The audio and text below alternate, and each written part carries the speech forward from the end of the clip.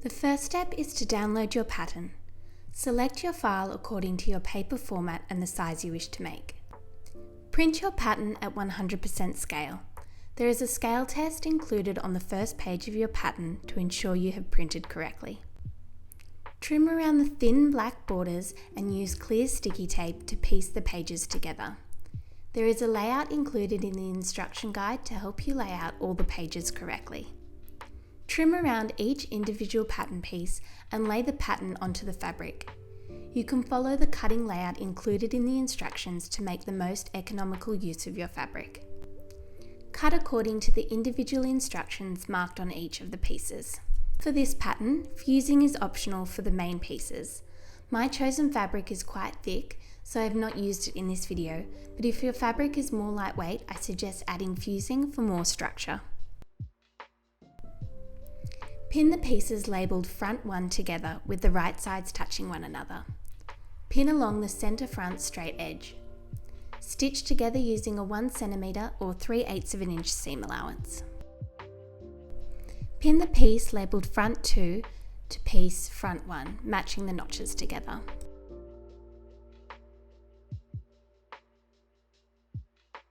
Stitch together using a 1 cm or 3/8 of an inch seam allowance and then repeat for the other side. Continue for front 3 attaching to front 2, aligning the notches and pinning carefully as you go.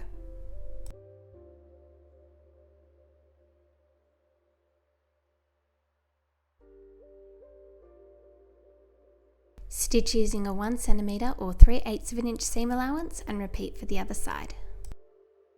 Pin front 4 to front 3. Once you've done this, all the front pieces will now be sewn together.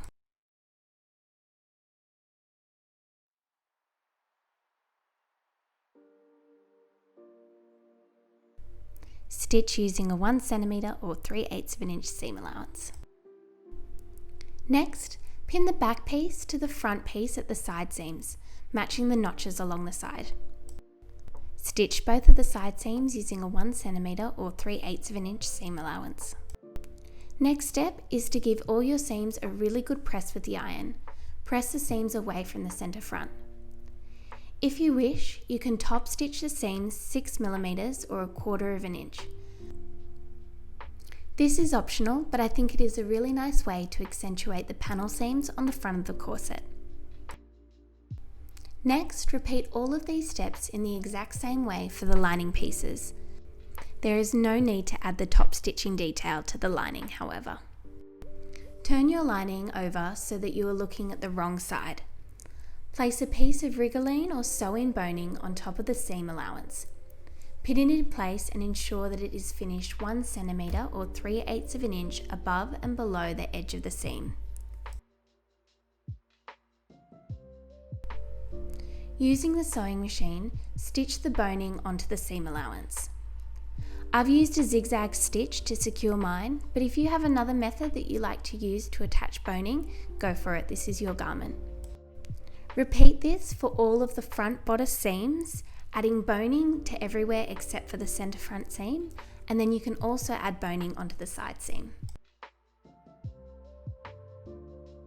Place the lining piece on top of the main piece with the right sides touching one another.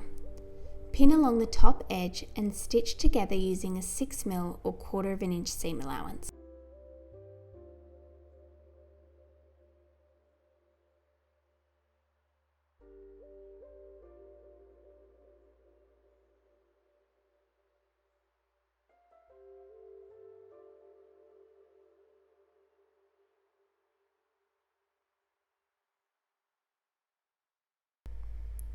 Once the top edge is sewn together, you can clip into the curves of the top edge.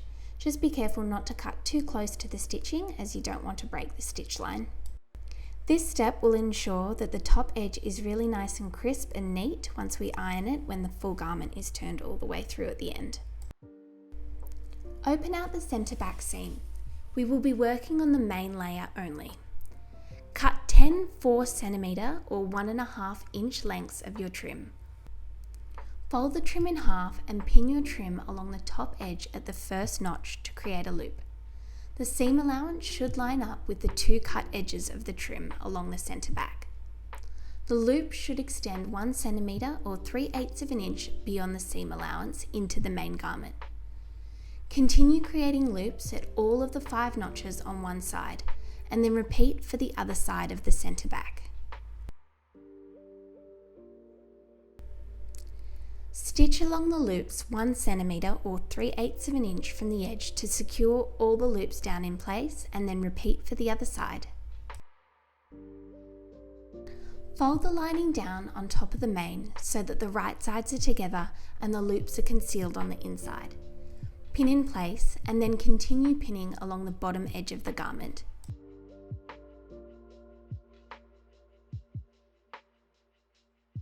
Stitch along the centre back seam using a 1 centimetre or 3/8 of an inch seam allowance, and then continue stitching along the bottom edge using a 6mm or 1/4 inch seam allowance. Just make sure you leave a 7.5 centimetre or 3 inch opening along the bottom so that we can turn the garment through later.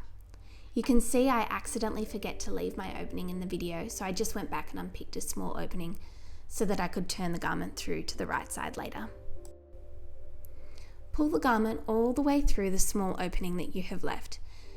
Take time and care here to make sure you don't distort the boning too much. This part of the process is a little bit tedious, so just take your time.